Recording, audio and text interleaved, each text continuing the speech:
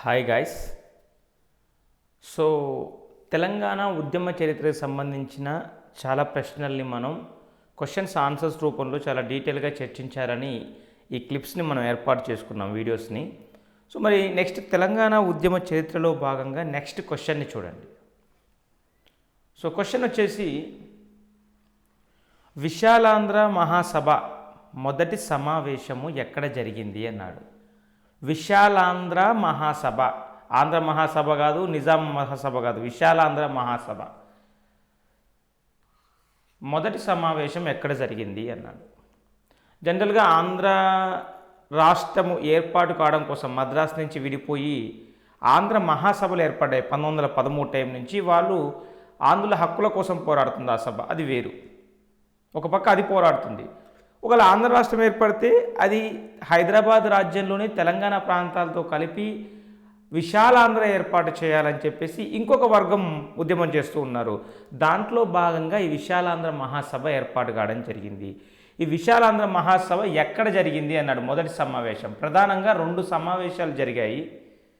ఒకటి వరంగల్లో జరిగింది, రెండవది హైదరాబాద్లో జరిగింది. 2 సమావేశాల్లో మొదటిది అన్నాడు హైదరాబాద్, వరంగల్, నల్లగొండ, విజయవాడ అన్నాడు. సో వరంగల్లో జరిగిందండి మొదటి సమావేశము. దీనికి హయగ్రీవాచారి అధ్యక్షత వహించాడు. 1950 ఫిబ్రవరి నెలలో మొదటి సమావేశం జరగడం జరిగింది. రెండో సమావేశం 1954 హైదరాబాద్లో శ్రీరంగం శ్రీనివాసరావు ప్రసిద్ధ కవి శ్రీశ్రీ గారి అధ్యక్షతన జరిగింది. సో మొత్తానికి మనకి ఇక్కడ ఆన్సర్ ఆప్షన్ 2, విశాలాంధ్ర మొదటి సమావేశము సభ వరంగల్లో జరిగింది. నెక్స్ట్ క్వశ్చన్ చూడండి. థార్ కమిటీ ఏర్పడిన కాలము. థార్ కమిషన్ రాష్ట్రాలను భాషా ప్రాతిపదికన వేరు చేయడం కోసం అనేక రకాల కమిషన్స్ ఏర్పాటు చేశారు. దాంట్లో ప్రధానంగా మనం ఒక 3 కమిషన్ల గురించి చరిత్రలో భాగంగా కానీ ఇతర అంశాల్లో భాగంగా కానీ చర్చిస్తాము. ఒకటి Dhar commission, 2 JVP commission, 3 SRC Fazal Ali commission. So Dhar commission ఏర్పడిన కాలం అని అడిగిచ్చాడు. థార్ కమిషన్ 1948 జూన్ 17న ఏర్పాటు కావడం జరిగింది. ఇక్కడ అబ్జర్వ్ చేస్తే డేట్లు దగ్గరగా ఇచ్చాడు. 1948 జూన్ ఇచ్చాడు, 1949 జూన్ ఇచ్చాడు, 1950, 52 ఇచ్చాడు. సో 1948 జూన్ 17 థార్ కమిషన్ ఏర్పాటు చేయడం జరిగింది. దేనికి ఏర్పాటు చేయబడింది థార్ కమిషన్? భాష ప్రాతిపదికతోని రాష్ట్రాలు ఏర్పాటు చేయవచ్చా, చేస్తే లాభ నష్టాలు ఎలా ఉంటాయి అనే విషయం పైన అధ్యయనం చేయడం కోసం ఏర్పాటు చేయబడింది. అంతేగాని చేయమని ఏర్పాటు చేయలేదు, అధ్యయనం కోసం. అదే జేవీపీ కమిటీ నెహ్రూ పైన ఒత్తిడి రావడంతో 1948 తర్వాత జేవీపీ కమిటీ ఏర్పాటు చేయడం జరిగింది. ఈ జేవీపీ కమిటీ ఏంటిది? ఓన్లీ ఆంధ్ర రాష్ట్రానికి మినహాయింపు ఇచ్చి మిగతా అన్ని పెండింగ్ పెట్టేయండి, భాషా ప్రాతిపదికన ఆంధ్రాకి మినహాయింపు ఇవ్వండి అని చెప్పి రిపోర్ట్ ఇచ్చింది. తర్వాత SRC Fazal Ali commission, state reorganisation commission అంటాం, అది ఏర్పాటు చేయడం జరిగింది. అది భాషా ప్రాతిపదికన ఏ ప్రాంతాలు ఏ రాష్ట్రాల్లో కలపాలి, ఎట్లా ఏర్పాటు చేయాలని చెప్పేసి ఫర్దర్ ప్రొసీజర్ కోసం ఏర్పాటు చేయడం జరిగింది. సో ఇది మొత్తానికి 3 కమిషన్స్. థార్ కమిషన్ అయితే 1948 జూన్లో ఏర్పాటు కావడం జరిగింది. నెక్స్ట్ క్వశ్చన్ చూడండి. శ్రీబాగ్ ఒడంబడిక, శ్రీబాగ్ ఒప్పందం ప్యాక్ట్ జరిగిన కాలం ఏంటి అని అడిగారు. శ్రీబాగ్ అనేది మద్రాసులో కాశీనాథ నాగేశ్వరరావు హౌస్ పేరు అండి. మద్రాసులో ఒక గెస్ట్ హౌస్ పేరు శ్రీబాగ్ అనేది. కాశీనాథ నాగేశ్వరరావు అనే నాయకుడి ఇంటి పేరు అది. అక్కడ ఒక ఒప్పందం జరిగింది. ఏ కాలం అని అడిగాడు. ఫస్ట్ శ్రీబాగ్ ఒప్పందం ఎవరెవరికి జరిగింది? ఆంధ్ర నాయకులకి, కోస్తాంధ్ర నాయకులకి, రాయలసీమ నాయకులకి మధ్య జరిగింది. ఇప్పుడు తెలంగాణ వారికి ఆంధ్రులకి మధ్య తెలంగాణ భయాలు పోగొట్టడం కోసం పెద్ద మనుషుల ఒప్పందం జరిగింది. అలాంటిదే దానికి ముందు మనకి శ్రీబాగ్ ఒప్పందం రాయలసీమ నాయకులకి, కోస్తాంధ్ర నాయకులకి మధ్య జరిగింది. మరి ఈ ఒప్పందము జరిగిన కాలం అన్నాడు. ఈ ఒప్పందం జరిగిన కాలం 1937, 1937 నవంబర్ 16 అండి. 1937 నవంబర్ 16, 1938 నవంబర్ 16, 37 డిసెంబర్ 16, 38 డిసెంబర్ 17 అని. చూసారు, ఒక ఇయర్ తెలిసినంత మాత్రం ఆన్సర్ చేయలేము, మంత్ తెలిసిన ఆన్సర్ చేయలేము, ఎగ్జాక్ట్ డేట్ కావాలి. తెలంగాణ ఉద్యమ చరిత్రకు సంబంధించి డేట్స్ కూడా ఫ్రీక్వెంట్గా అడుగుతున్నాడు. స్పెషల్ డేట్ని మంత్ ఇయర్ సేమ్ ఉంచి డేట్స్ మారుస్తున్నాడు. కాబట్టి డేట్స్ కూడా ఎగ్జాక్ట్గా తెలిసి ఉండాలి మనకి. సో ఆప్షన్ 1 సరైన సమాధానం.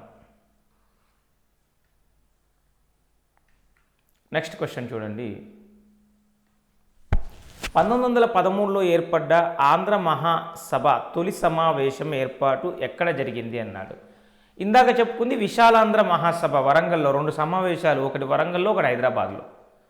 ఇది ఆంధ్ర మహాసభ ఎప్పుడో ఏర్పాటు కావడం జరిగింది. ఆంధ్ర రాష్ట్ర హక్కుల కోసము, ఆంధ్ర రాష్ట్రాన్ని మద్రాసు నుంచి ఏర్పాటు చేయడం కోసం పోరాడుతూ 1913లోనే ఏర్పాటు చేయడం జరిగింది. 12 నుంచి ఉద్యమం బేసిక్ పునాదులు పడ్డాయి. 13లో ఆంధ్ర మహాసభ ఏర్పాటు కావడం జరిగింది. ఏర్పాటైన తర్వాత తొలి సమావేశము బాపట్లలో జరిగిందండి. బాపట్ల, ఇక్కడ తెనాలి ఇచ్చాడు, బాపట్ల ఇచ్చాడు, బెజవాడ విజయవాడ ఇచ్చాడు, రాజమండ్రి ఇచ్చాడు. సో బాపట్లలో జరిగింది తొలి సమావేశం. ఆప్షన్ 2 సరైన సమాధానం. 1952 సాధారణ ఎన్నికల్లో రావి నారాయణ రెడ్డి ఏ పార్టీ నుంచి ఎంపీగా గెలుపొందారు అనేది next question.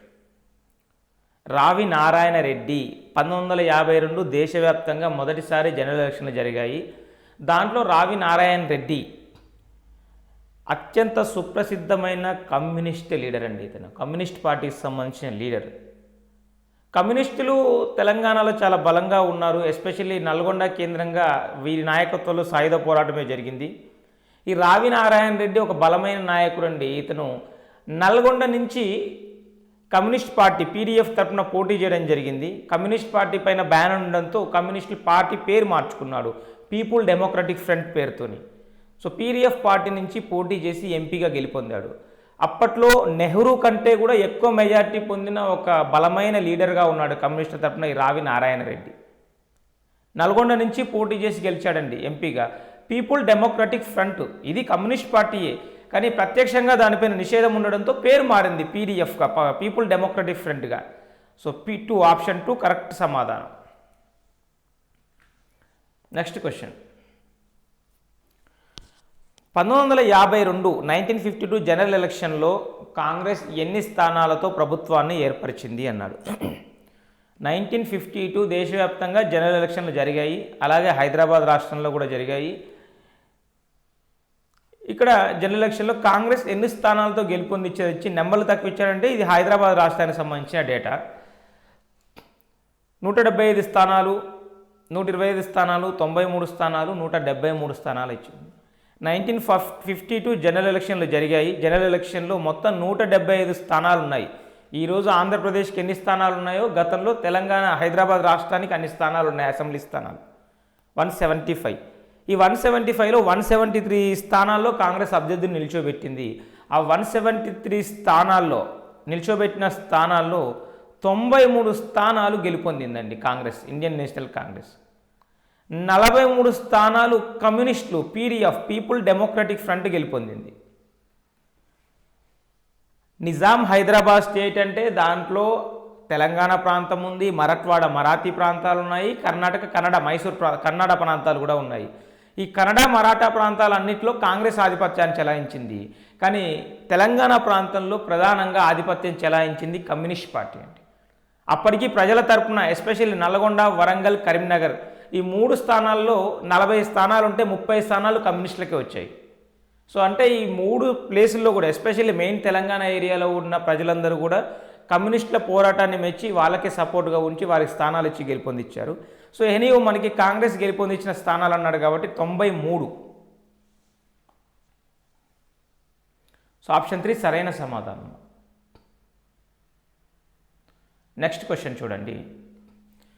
Hyderabad tenancy and agriculture act, Hyderabad tenancy and agriculture act ఎవరి కాలంలో వచ్చింది అన్నాడు.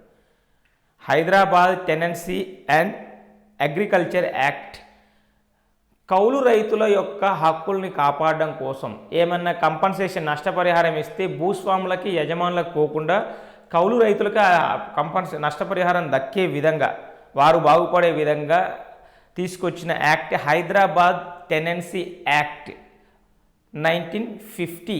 డేట్ కూడా ఇంపార్టెంట్, యాక్ట్ పేరే Hyderabad tenancy and agriculture act 1950 అనేది ఎవరి కాలంలో వచ్చిందన్నాడు. ఈ 1950లో వచ్చిందంటే ఎవరున్నారు ఆ టైంలో? ఎంకే వెల్లోడి, ముల్లత్ కాండింగ్ వెలోడి ఉన్నాడు. వెల్లోడి కాలంలో వచ్చింది. బూర్గుల రామకృష్ణ మనకు 1952 ఎలక్షన్ల తర్వాత వచ్చాడు కాబట్టి ఈయన కాదు. MK Vellodi right. JN Chaudhary 1949 డిసెంబర్కే అతనిది అయిపోతుంది టైము. పివి నరసింహరావు చాలా లేట్గా వచ్చాడు. ఎంకే వెల్లోడి ఆప్షన్ 2 సరైన సమాధానం. నెక్స్ట్ క్వశ్చన్ చూడండి. క్రింది వాణిలో వెల్లోడి కాలంలో వేయబడ్డ కమిటీ. హైదరాబాద్ రాజ్యం పైన సెప్టెంబర్ 13 నుంచి 17 1948న పోలీస్ చర్య లేదా ఆపరేషన్ పోలో జరిగింది. సెప్టెంబర్ 17 తర్వాత అంతా మిలిటరీ కంట్రోల్లోకి వచ్చింది. జేఎన్ చౌదరి, జయంతోనాథ్ చౌదరి మిలిటరీ గవర్నర్గా ఉన్నాడు. ఆ తర్వాత 1950 జనవరి టైం నుంచి ఎంకే వెల్లోడి అపాయింటెడ్ సీఎంగా ఉన్నాడు. 1952 జనరల్ ఎలక్షన్ల తర్వాత బూర్గుల రామకృష్ణరావు నేతృత్వంలో ప్రజాప్రభుత్వం ఏర్పడింది. ఇప్పుడు మనకి వెల్లోడి కాలంలో అన్నాడు అంటే 1950 నుంచి 1952 కాలం అని అర్థం.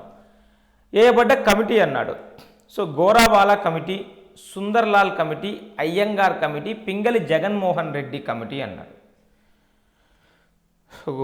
వెల్లోడి కాలంలో వేయబడ్డ కమిటీ అన్నాడు. సో సుందర్లాల్ కమిటీ అనేది మాత్రం ఏంటిది?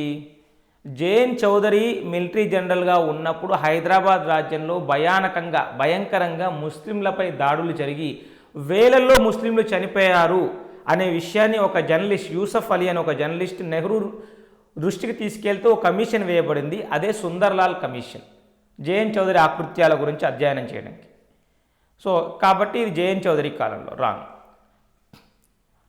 అయ్యంగార్ కమిటీ అన్నాడు. అయ్యంగార్ కమిటీ నిజాం టైంలో రాజ్యాంగ సంస్కరణలు చేసి ముల్కీ నిబంధనలను ఏర్పాటు చేయడం కోసం, రాజ్యాంగ సంస్కరణల కోసం ఏర్పాటు చేయబడ్డ కమిషన్ ఈ అయ్యంగార్ కమిషన్ 1938 కాలంలో. కాబట్టి ఇది కూడా కాదు. పింగళి జగన్మోహన్ రెడ్డి కమిషన్ అన్నాడు. Pingali Jaganmohan Reddy commission city college పైన కాల్పులు పోలీసులు జరిపితే 8 మంది యూత్ చనిపోవడం జరుగుతుంది. దానిపైన అధ్యయనం కోసం ఏర్పడ్డది జస్టిస్ పింగళి జగన్మోహన్ రెడ్డి కమిషన్. ఇది ఏర్పడింది ఎవరి కాలంలో? బూర్గుల రామకృష్ణారావు కాలంలో కాదు. గోరావాలా కమిటీ అన్నాడు. గోరావాలా కమిటీ ఇది కొంత ఇంపార్టెంట్ కమిటీ. ఈ గోరావాలా కమిటీ హైదరాబాద్ రాజ్యాన్ని ఆర్థికంగా, పరిపాలన పరంగా ఏ విధంగా అభివృద్ధి చేయాలో సలహాలు సూచనలు చేయమని ఓ కమిషన్ వేశారు. గోరావాలా అతని పేరు. అదే గోరావాలా కమిటీ. ఎంకే వెల్లోడి కాలంలో. ఎంకే వెల్లోడి కాలంలో రెవెన్యూ మినిస్టర్గా ఉంది బూర్గుల రామకృష్ణారావు. ఈ గోరావాలా కమిటీ చేసిన సిఫార్సులని తర్వాత రెవెన్యూ మినిస్టర్గా ఉన్న రామకృష్ణారావు పూర్తిగా తూచా తప్పకుండా పాటించి మిగులు బడ్జెట్ని, అప్పటి వరకు లోడ్ బడ్జెట్ ఉన్న తెలంగాణ ప్రాంతం హైదరాబాద్ రాష్ట్రంలో మిగులు బడ్జెట్ సాధిస్తాడు. మ్యాటర్ ఏంటంటే తెలంగాణ ప్రాంతము, హైదరాబాద్ రాజ్యము ఆంధ్ర రాష్ట్రంతో కలిసే టైంకి తెలంగాణ ప్రాంతానికి, హైదరాబాద్ రాష్ట్రానికి మిగులు బడ్జెట్ ఉంది. సో మొత్తానికి మన గోరావాలా కమిటీ ఏర్పాటు చేయబడింది ఎంకే వెల్లోడి కాలంలో.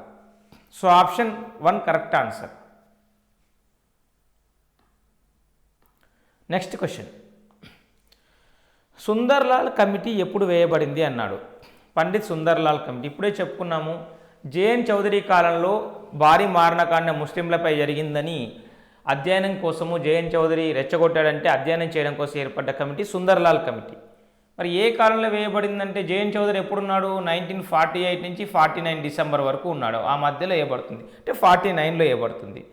సో 49లో 1949, 1948, 1952, 38 ఇచ్చాడు. 1949 ఆప్షన్ 1 సరైన సమాధానం. Next question. 1వ సాలార్ జంగ్ నిజాం రాష్ట్ర ప్రధానిగా ఎప్పుడు పదవి చేపట్టాడు? సో దక్కన్ చరిత్రలో చిరస్థాయిగా నిలిచిపోయిన సంస్కరణలు చేసిన వ్యక్తిగా ఉన్న వ్యక్తి సాలార్ జంగ్ 1 అండి. ఈ సాలార్ జంగ్ 1 ఎప్పుడు ప్రధానిగా దివాన్గా ఎప్పుడు అయ్యాడు అని ఇచ్చాడు. సాలార్ జంగ్ 1 1853 1853 నుంచి 1883 కాలంలో ప్రధానిగా దివాన్గా ఉండడం జరిగింది హైదరాబాద్ అసఫ్జాలకి. 6th అసఫ్జా, 6వ అసఫ్జా మీర్ మెహబూబ్ అలీ ఖాన్ కాలం నుంచి నిజాం ప్రధానిగా ఉండడం జరిగింది 1వ సాలార్ జంగ్. సో 1853 నుంచి 1857, 53, 55, 61. సో ఆప్షన్ 2 1853 నుంచి ఉండడం జరిగింది. సాలార్జంగ్ అసలు పేరు సార్ మీ అందరికీ తెలుసు సార్, ఒకసారి రిమైండ్ చేయడం కోసం మీర్ తురబ్ అలీ ఖాన్ సాలార్జంగ్ అసలు పేరు. సో నెక్స్ట్ క్వశ్చన్ చూడండి. స్టేట్ రీఆర్గనైజేషన్ కమిషన్ అంటే ఏంటండి? ఎస్ఆర్సి, ఫజల్ అలీ కమిషన్ హైదరాబాదులో ఎప్పుడు పర్యటించింది అన్నాడు. హైదరాబాదులో పర్యటించింది, అన్ని రాష్ట్రాల్లో కూడా పర్యటించింది ఎస్ఆర్సి. ఎందుకంటే భాషా ప్రాతిపదికన రాష్ట్రాలు ఏర్పాటు చేయడం కోసం 1954లో ఫజల్ అలీ కమిషన్ ఏర్పాటు చేయడం జరిగింది. 1954 డేట్ బ్లైండ్ డేటు అందరికీ తెలుసు. మరి మనకు అలాగే ఇచ్చాడు అంటే ఇక్కడ చూస్తే మంత్స్ ఇచ్చాడు, నెలలు ఇచ్చాడు. హైదరాబాద్లో ఎప్పుడు పర్యటించింది అన్నాడు. 1954 జూలైలో పర్యటించిందండి. జూలైలో పర్యటించింది, జూన్లో పర్యటించింది. ఇక్కడ మనకు చూస్తే 1954 సేమ్ ఇచ్చాడు, మంత్స్ మార్చాడు, జూలై ఇచ్చాడు, జూన్ ఇచ్చాడు, డిసెంబర్ ఇచ్చాడు, నవంబర్ ఇచ్చాడు. మొత్తానికి ఇక్కడ కొంచెం వివాదంగా ఉంది క్వశ్చను. ఎందుకంటే జూన్లో హైదరాబాద్ వస్తుంది, కొన్ని చర్చలు స్టార్ట్ చేస్తుంది. జూలైలో మొత్తం హైదరాబాద్ చుట్టుపక్కల ప్రాంతాలు, వరంగల్, కరీంనగర్ ప్రాంతాలు తిరుగుతుంది. సో మనకి ఇక్కడ రెండు ఆప్షన్స్ ఇచ్చాడు కాబట్టి ఎక్కువ టైం స్పెండ్ చేసింది జూలైలో కాబట్టి జూలై ఆప్షన్గా తీసుకున్నాను నేను. జూన్ కూడా వాస్తవానికి రైట్ అవుతుంది, ఇంకా వాస్తవం లోపలికి వెళ్తే జూలై రైట్ అవుతుంది. So option 1 correct answer.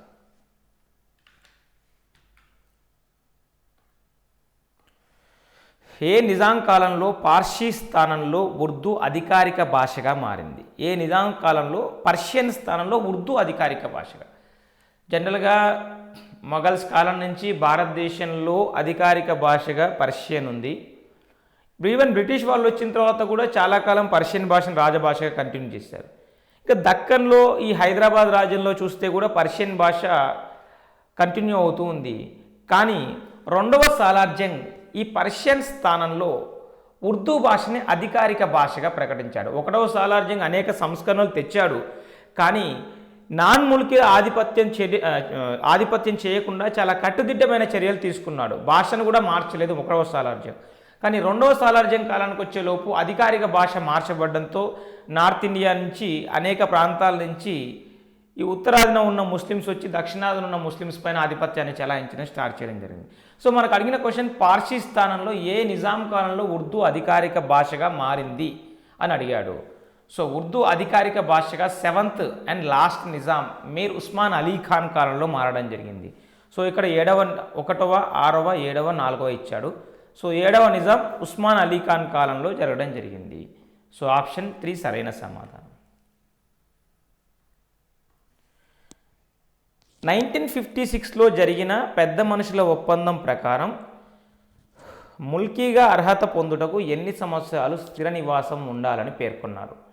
1956లో gentlemen agreement, పెద్ద మనుషుల ఒప్పందం జరగడం జరిగింది. ఈ ఒప్పందం ప్రకారం కొన్ని కండిషన్స్ ఉన్నాయి. మొత్తం 8 మంది నాయకులు 14 అంశాలపైన రక్షణ అంశాలుగా కేటాయించి తెలంగాణకి రక్షణగా ఈ 14 అంశాలను జోడిస్తూ వివరణ ఇవ్వడం జరిగింది.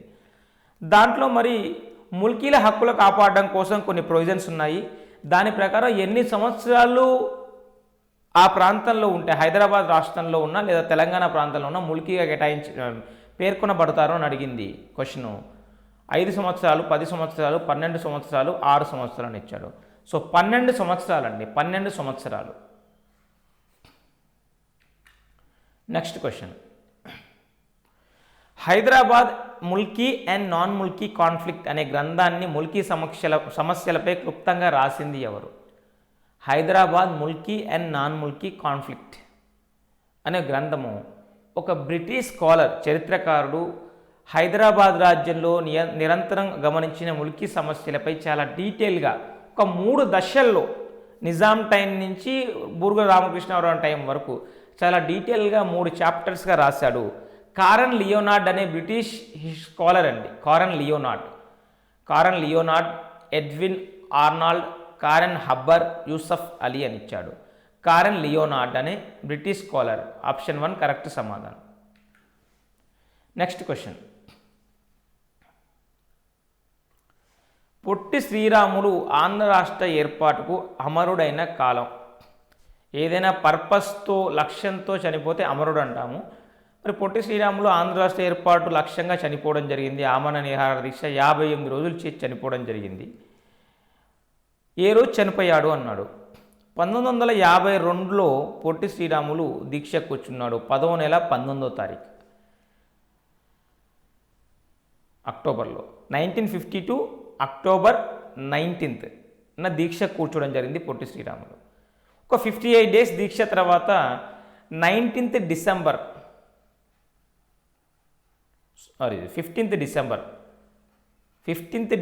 1952 నాడు అమరు కావడం జరిగింది, చనిపోవడం జరిగింది. సో 1952 కామన్గా ఇచ్చాడు, మంత్స్ మార్చాడు, డిసెంబర్లో చనిపోయాడండి. 1952 డిసెంబర్ 15th చనిపోవడం జరిగింది. 58 డేస్ తర్వాత చనిపోయిన 4వ రోజు అంటే డిసెంబర్ 19వ తారీఖు నెహ్రూ పార్లమెంట్లో ఆంధ్ర రాష్ట్రం ఏర్పాటు చేస్తామని పేర్కొనడం జరుగుతుంది, ప్రకటించడం జరుగుతుంది. సో ఇక్కడ ఆప్షన్ 1 సరైన సమాధానం. నెక్స్ట్ క్వశ్చన్, పెద్ద మనుషుల ఒప్పందం జరిగిన కాలము, జెంటిల్మెన్ అగ్రిమెంట్.